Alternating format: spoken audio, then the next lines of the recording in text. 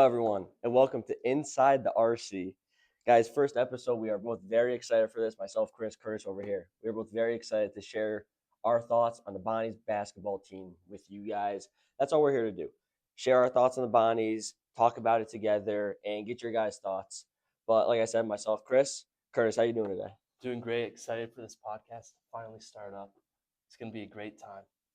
So yeah, before we get into all the head coaching stuff, which is obviously the main topic of this episode, we are going to quickly recap Bonnie's season. Bonnie's finished with a 17-17 overall record. They went 4-14 in A10 play, which is just abysmal, unacceptable.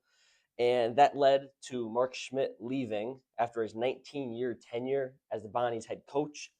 But Curtis, what are some things that stood out to you about this team, whether that stood out for the good or stood out for the bad? I think the lack of depth. I think it was very apparent, especially when we got into that A10 play. Like guys were tired, especially in that A10 tournament. We were dealing with injuries when you're playing 3 games in 3 days. That third game, you could just tell we were playing the same 6 or 7 guys for the entire tournament. Yeah, and that's what's going to happen. These guys are going to run out of gas eventually, and that is what happened for the Bonnies against Dayton. They missed free throws late in the game. Caden Charles seemed to have injured his hand to some level. Caden Charles would not have missed those free throws. I know him better than that. He is an incredible free throw shooter, a gamer, and he would not have missed those free throws. But that was just kind of the nail in the coffin of that season. It ended in a proper way, I think, to how the season went. And yeah, just a disappointing season all in all for the Bonnies. Abysmal A10 play, like I said, pretty good conference play, but also they had some rough losses in there, like the loss to Ohio. That was at that neutral site in Cleveland. No one could watch it. It's a bizarre game overall. But yeah, but before we continue, I want to see, who do you think was the best player this season for the Bonnies? Who was the guy that you were like, I want the ball in their hand. I trust this guy to win us a basketball game. Well, you mentioned earlier it was Caden Charles for me. Mhm. Every time it was a close game, he managed to be the difference piece. Like there was that game early in the season against Youngstown State where he's losing his shoe, drawing offensive fouls. Yeah. He would whenever you needed an and one, he was there. Whenever you needed a steal and then a layup, he was there. It Mhm. always seemed like no matter how hard he was playing, no matter what the score was, he would show up in a big way. Yeah, and it felt like a lot of Mark Schmidt teams over the years had a guy like Caden Charles. Charles Pride, my freshman year, gives me a little bit of the same resemblance. Just a guy who's going to go out there, give 110%, not necessarily going to wow you with the stat sheets, but still put up very solid numbers. Caden Charles this season averaged 12.9 points per game, 6.5 rebounds, two assists, and shot 33% from three, 80% from the line, 44% from the field. Very respectable numbers from a 4-year D2 guy who in his first year coming over to D1, his last year of collegiate basketball, had a very solid year for the Bonnies. But my guy, who I absolutely trust with the ball in his hands, I would love to see this guy back in the brown and white next year. It's Buddy Simmons. It has to be Buddy Simmons. I mean, this guy shot 43% from three. And honestly, I think he should have shot more threes. I still don't think they gave him enough shots. He should not have been shooting less than 8 threes a game. There is no way that should have been happening. This guy is too good of a basketball player to be doing that. And he's the shortest guy on the court by far, and he plays with so much heart. And you can't match that. You can't match that with height. He's got the heart, and that is what makes Buddy Simmons such elite player for the Bonnies, and I really like to see him back next year. Yeah, he had a great season. He started off the year hot with that Bradley game. Mhm. I know a ton of people were pumped to see him in the RC, especially after that first game, Oh, and yeah. his dad. I love to have those two Oh yeah, his dad people was back great. in the RC next season. But one thing I will say about this Bonaventure team, while they did not have a great conference schedule by any means, it went on a bunch of big losing streaks, losing a bunch of games, bunch of close games by less than like 7 points. That was really what was bad about it. They weren't getting blown out. They weren't losing by 10, 15. They were losing by 4, by 7. And that's just what made it so much worse, is that these games were all winnable. So that made us fans have sort of a delusion like, oh my God, they can win games. And in the A10 tournament, after Mark Schmidt announced that he was going to retire after the season, the Bonnies gave him a great farewell. They had a huge win over LaSalle, the big win over George Mason, where me and probably you and a lot of Bonnie fans did not expect them to win that game. And then, fortunately, lost to Dayton, only by 5 points. Again, like I said, very poetic way to end the season. Losing a game like that, where those are the type of games they lost all season, and in a game where the Bonnies missed 10 free throws. 10 free throws. You shoot 18 of 28 from the line. They make 5 of those. It's a tie game going into overtime, but can't really look back at that. Yeah, I feel like that A10 tournament, it really, the ending really showed what the Bonnie season was all about. They were just missing the little things, whether it be defense, Mhm. whether it be free throws, whether it be sending a team to the line. Because when we played Dayton at Dayton, they shot almost 30 something free throws and we lost that game Yeah. by 2 points. There was just little things that seemed sloppy about this team. And they put it together in those first 2 games of the A10 tournament. But obviously, when you're only playing so many guys, you're gonna wear out playing 3 games in 3 days. Yeah, and looking at that Dayton game, for example, 2 guys came off the bench, Joe Grahovic and Andrew Osasui. Which Andrew Osasui, we'll talk about him in a minute here, but like you said, 7 guys playing a game, and Joe played 4 minutes. So really, 6 guys playing a majority of your minutes. It's not sustainable. Dayton, who won that game, they had 4 guys come off the bench, one of which played 22 minutes. Like that's way more sustainable to have guys like that. Their highest usage minute guy was Javon Bennett. Obviously, the best player played 38 minutes. That's fine for one guy to do that. We had 3 starters playing that much time. That cannot happen in these big tournaments. But going back to Andrew Osasui, I mean, what a star this kid blossomed into about halfway through the season, a little bit into A10 play. He had some games where he was creeping up with Andrew Nicholson in the record books. I think it was against St. Joe's. I think he had 8 blocks. Yeah, St. Joe's. He had 8 blocks in 16 minutes of action. That's a block every 2 minutes, ladies and gentlemen. That is elite stuff out of a 6'9" freshman from Italy who's still finding his footing. I would absolutely love to have Andrew back again next season. See kind of that next level to his game. See him become more of a star than he kind of already is. But you can definitely you can see when the Bonnies were going through that rough patch and all of A10 play, when Andrew would come into the game would flip over and the Bonnies would go on a quick run because he has that impact. And yes, he had his learning problems when he was for his first couple games. He's gonna travel a couple times. He's gonna turn the ball over. It's gonna happen. He's a kid coming from Italy. He's never played U.S. basketball before. Completely different game than what they play over there. And to come in, have a very good season, I'd say, considering where he was when the season first started, not really getting any minutes. And then the end of the season, I got excited when Andrew would come into the game. Had a little bit of a problem fouling too much in the A10 tournament. 4 fouls in each game, 3 in the George Mason game.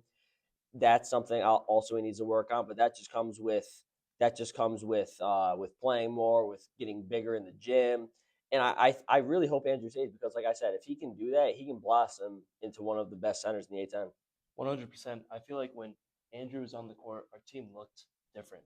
Um, there was a ton of times when he would help take the attention off Frank Mitchell, and Frank would Mm-hmm. be able to go on a little run, Yeah. or the defensive intensity just looked better. He's a guy that I really hope comes back as well. He has so much potential. He showed such great strengths on the defensive side of the ball, and he's huge. Yeah. The offensive side will come as he continues to play. He had some crazy dunks. He needs to Yeah. work a little bit about creating his own baskets, Mm-hmm. but that will come. He's only a freshman. Yeah, exactly. I think that's enough covering the season for now. You guys know how the season went. Bonnies were good.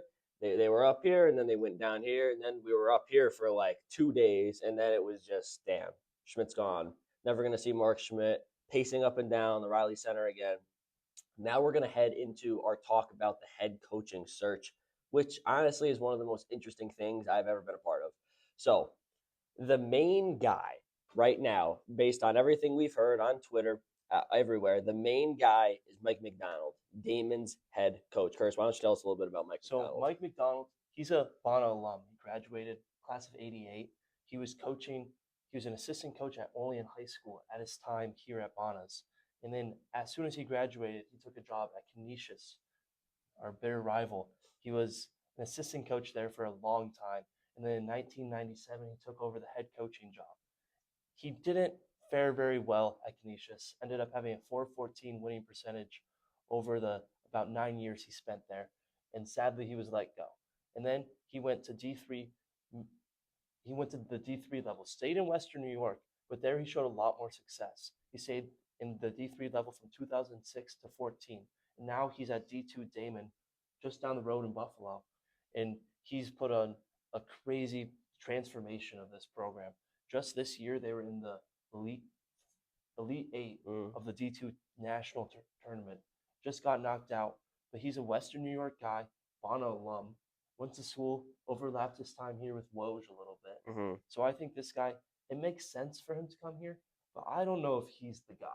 I agree with you definitely. It makes sense. He has the Woj connections, but I agree. I don't know if he's the guy. Like the only thing that I see is yes, you're getting this guy for a lot cheaper. He's gonna cost not nearly as much as Schmidt costs. That gives you more resources, which where is it? Which John Rothstein, big college basketball guy, quoted and said, quote, St. Bonaventure plans to pay its next head coach significantly less than it was paying Mark Schmidt in an effort to put more resources into the roster, and that the Bonnies are believed to have the second lowest NIL budget in the A10. Getting a guy like Mike Macdonald will do that for you. You will have the resources. But at the end of the day, you got to have a good coach to use those resources, or else that means nothing. I was personally really interested in Joe Gallo from Merrimack. I know you were too, with that zone he runs, that defense that is absolutely suffocating to teams. And he's already played in the MAC, which is comparable to the A10. Obviously not as good, but very comparable. And to see, I feel like if it ends up being Mike Macdonald, a lot of Bonnie fans will not be happy. I know there's definitely a group out there where, oh, he's a Bonnie alum. That's cool, great, good for him. I don't know. I don't like fans holding his Canisius time against him because you said it was what years 1997 to 2006. I don't care what he was doing in 1997. That's completely different. He's been winning at Damon. What does it say his record He is is now a at Damon? 734 winning percentage. He has 232 wins since 2014. Yeah, like that's elite stuff right there. And yes, it's a jump from D2 to D1. We've seen players do it. We saw Kane Charles this year, 4-year D2 guy coming to D1, be one of our top 3 players this season probably. And I definitely think, and you never know if Mike Macdonald comes here, he could bring some guy. I mean, this Damon, they have to have good players. They're not just going to go 33-2 out of luck. They have good players, so possibly he could be able to bring a couple guys over to Bonas, and that would really help our program next year. You probably could get them for pretty cheap because they're D2 guys. 100%. But I think McDonald's, he might not even want to come here to Bonus. Mm-hmm. Last year, a member of SBU TV interviewed him after Damon went far into the D2 national championship. They might have even won it last year. They were close at least. And he was interviewed, and they talked about the difference between D2 recruiting and D1. And he mentioned how he loves the idea of like a family that D2 basketball is. Yeah. And his guys stay with him for all 4 years. That's not going to happen, especially here at St. Bonaventure. And the way Woj is recruiting, these guys Mhm. aren't going to be here for 4 years. There's not going to be that sense of family. He's going to have to be restarting practically every year with a whole new roster. Does he want that? He's been coaching for a long time. He's just as old as Mark Schmidt. Yeah, He exactly. might be thinking about retirement soon. Do we really want to have to be repeating this whole process in 5 to 10 years? Yeah, I agree. And where is it here? I'm trying to find the exact tweet that says what other guys besides McDonald were in the talks, but yeah, I don't know. It's it's definitely very interesting to see. A couple weeks ago, there were all these guys at the top. There was Joe Gallo from Merrimack. There was Mike McDonald. There was Pat Sellers. There was David Vanterpool. All these guys, and now went silent. Besides Mike McDonald, everything else just went silent. I don't understand it.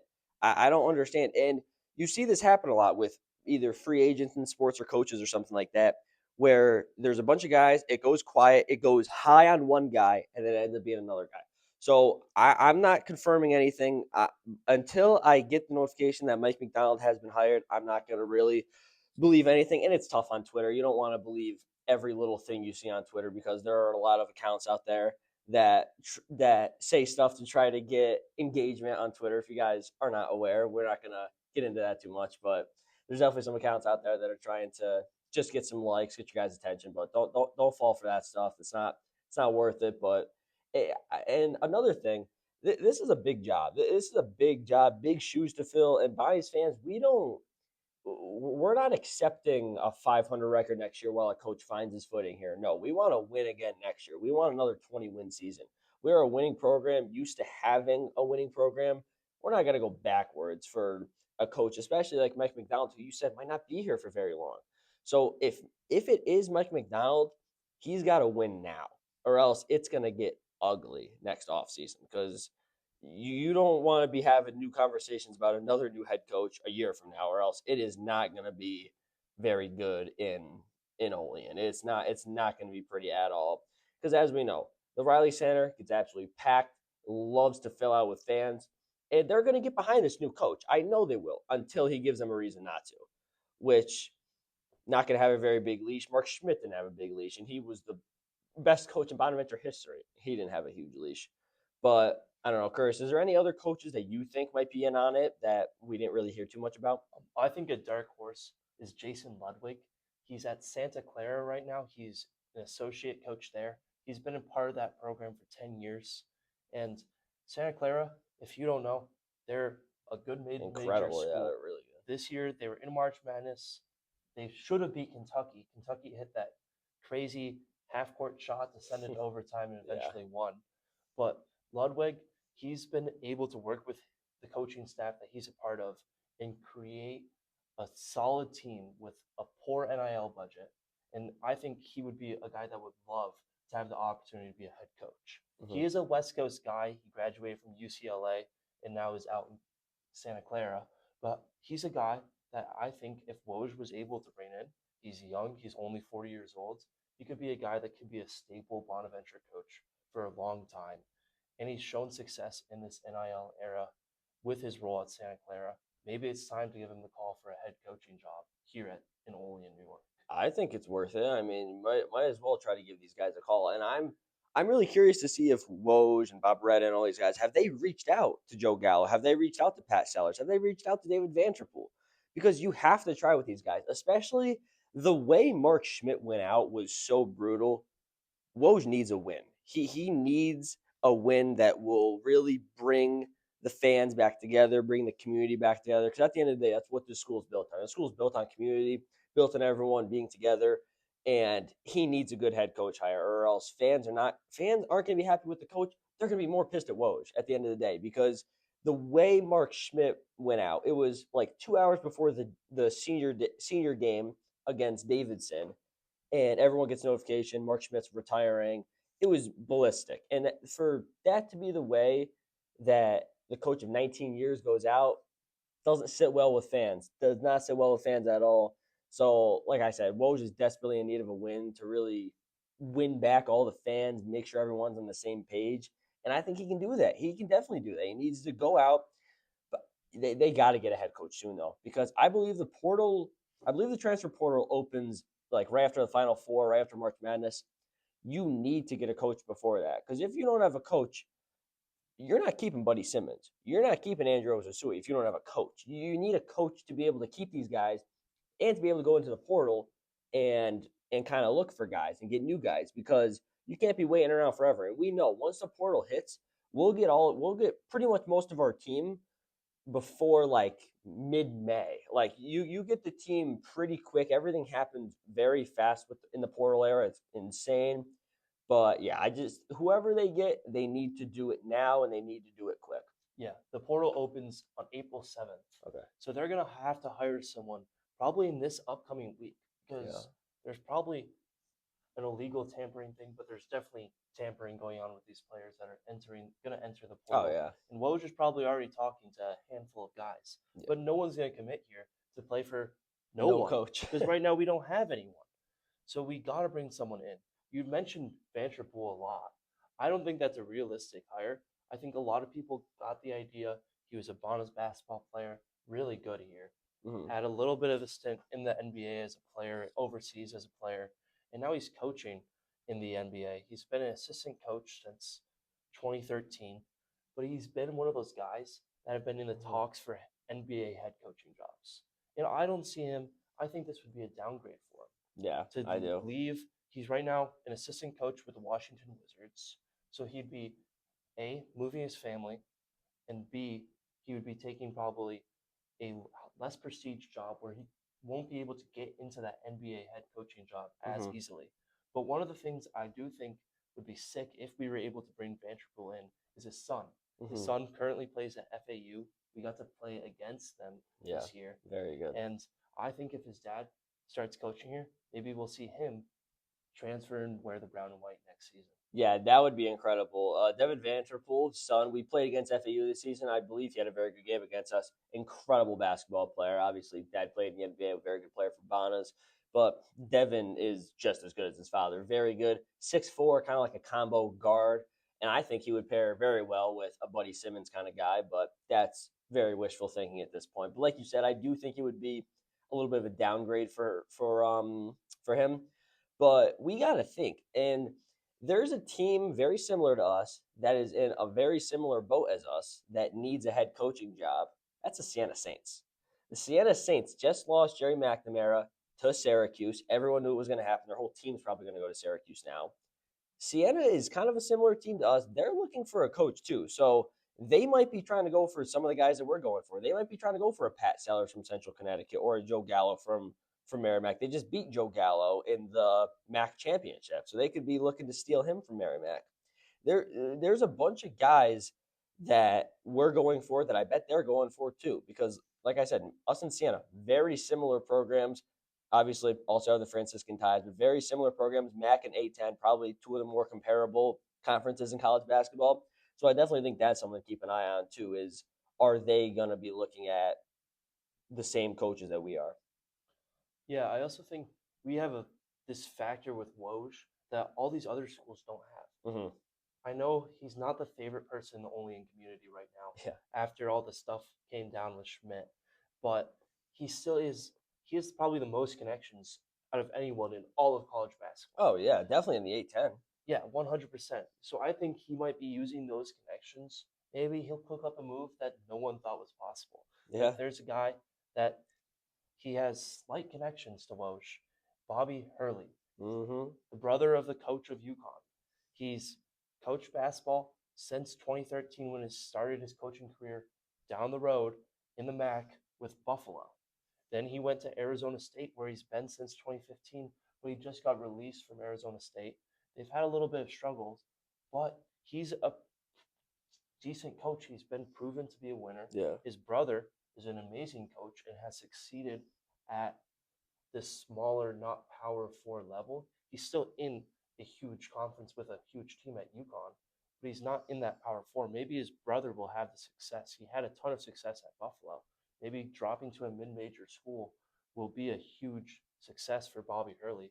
That can be a guy who it might be a long shot to bring in, but it's definitely a possibility. And it would, in my opinion, be a huge win for St. Bonaventure basketball. I agree. And like you said, they need to be making these phone calls, even to Bobby Hurley. Even if you don't think he'll say yes, give him a call. What's the worst he says? No, okay. Then you keep moving on to the next guy on the list. But you need to call these guys just to see where they're at because, like we said earlier, that John Rothstein quote, the Bonnies are looking to pay this head coach significantly less. Mark Schmidt, as far as I know, is making over $1 million each year. So they're looking to pay a coach probably in the 100,000 range, like a couple 100,000 range, something like that. Probably less than a million, I'd assume. And there's not many coaches that would take that job. That's the one thing about that might screw us over a little bit. Not a lot of coaches want to play, or not a lot of coaches want to coach for less money. Like David Vanterpool, for example. He's probably making more money than that being the Wizards assistant, like you said. Bobby Hurley probably made a decent amount of money at Arizona State. I don't know what other teams are interested in him right now, but I'm sure he could probably find more money than however much. I don't know how much I'm trying to offer a coach, but I do like that we're trying to get a coach for less money because at the end of the day, it gives you more resources, gives you more players. And if there's one thing we learned about this Bonnie's team, we've talked about it before already today. They needed more players. They needed depth. And I just want them to get a head coach now because as I look through the roster, there is so many, not so many, there's a good amount of guys that I want back on this team next year. I want Ilya Irmakov back on this team next year, 100%. I want Joe Grahovic back on this team. I'd even take Achille Lonati if he wants to. Amari Marshall, I'm assuming he'll use this as a redshirt year. His last season, he did not play a lot. I'd love to have him back. He was great in the couple games he played. He had that huge game against Youngstown State. I think he had 17 or 18 points. He was brilliant that game. And obviously, Buddy Simmons and Andrew Osui, like we already talked about. But if you can keep all those guys around and build around them, that's a great start to the portal. Because in this era of the transfer portal, if you can keep around 2 guys, you're lucky. But if we can keep around, what I name 5 or 6 guys right there, if you can keep those guys around, that is huge. Just because they know the school, they know what they're getting themselves into, they know the A10, they know the other coaches. Only thing is, they got to learn a new coach. But coaching changes happen. You got to deal with it. That's basketball for you, I guess. It was going to happen eventually for the Bonnies. But whatever coach they bring in, at the end of the day, I just hope that he gives us a 20-win season. Because this season, we were 17-17, but damn, we easily could have had 20 wins. 4-point loss to St. Joe's, 4-point loss to LaSalle. I still don't know how we lost to LaSalle. We lost them by 4 points, and we beat them by 20 in the A10 tournament. That was really bad. And George Mason also lost 2 by 4. Dayton lost 2 by 2. So, I mean, you look at those 4 losses right there. That could easily flip the record to being, oh, God, let me do some quick math right here. 21-13. Oh, so that's elite stuff right there. That's elite stuff right there. But think of if the Bonnies had a 21-13 record compared to a 17-17 record. Maybe we're not even having this conversation. We Maybe probably Schmidt's would not still be. Here, at least finishing off his contract. I don't think we're even going to be talking about that if those 4 games flip. And that's just that's how sports are. That's how sports are. You lose those couple close games, and it changes everything. Literally, like I did not think we'd be having a conversation right now about Mark Schmidt being gone at the end of the season. I no way. I thought he was at least going to stick through next year. Students at the game chanting "Fire Schmidt" or whatever. That's whatever. But I did not think he would actually leave this season. I 100% thought he'd stay through next season, and then maybe at the end of his contract, call it quits. But yeah, it's insane how this is going. And if you guys don't already, make sure to follow us on Instagram and more importantly, Twitter at Inside the RC, because we will be posting updates as soon as we get them based on head coaching, based on transfer portal, all that stuff. So make sure to follow us with post notifications on. And yeah, you'll be getting the first updates straight from us. But yeah, you got anything else to cover? I think we're pretty much set. Yeah, I think that's about it. I wouldn't be. You mentioned you want to retain a lot of these players. I wouldn't expect that. Yeah. Last year, how many players did we keep? Like 2? Yeah, not many. And we kept a head coach. Here we don't have a head coach at the moment. But I do think Woj did a great job recruiting these international players. Mm-hmm. And right now, a lot of them don't have too much film to leave. Mm-hmm. So maybe we'll be keeping a couple players just because they don't have anywhere to go.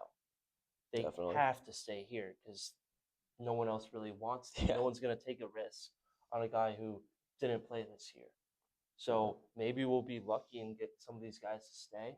But personally, if I'm one of these players, I might not be staying, especially because we don't have a coach right now. Yeah, we don't have a coach right now. The fans are at the GM's neck, just pissed off. Yeah, I don't think it's this not is great. a great area to play at the current moment. Woj needs to make a hire, needs to make the correct hire quickly in order to regain the fans' trust, regain the community, and support his players and maintain these guys and get a decent haul from the transfer portal. Yeah, I agree. But like I said, we'll keep you guys updated with all that stuff. We'll have more videos. Probably our next video will probably be when the Bonnies do hire a head coach. I feel like that will be happening soon within the next week or so. But yeah, hope everybody enjoyed the video. Like I said, make sure to follow us, Instagram, Twitter at Inside the RC. Make sure to like and subscribe to the YouTube channel, obviously. Also going to post this on Spotify, so if you're just listening on Spotify, hope you enjoyed. And yeah, we will see you guys in the next one. Go Bonnies. To anyone who can truly say that they have found a better way, yeah. I'd like to thank Jerry Reed for this next guitar.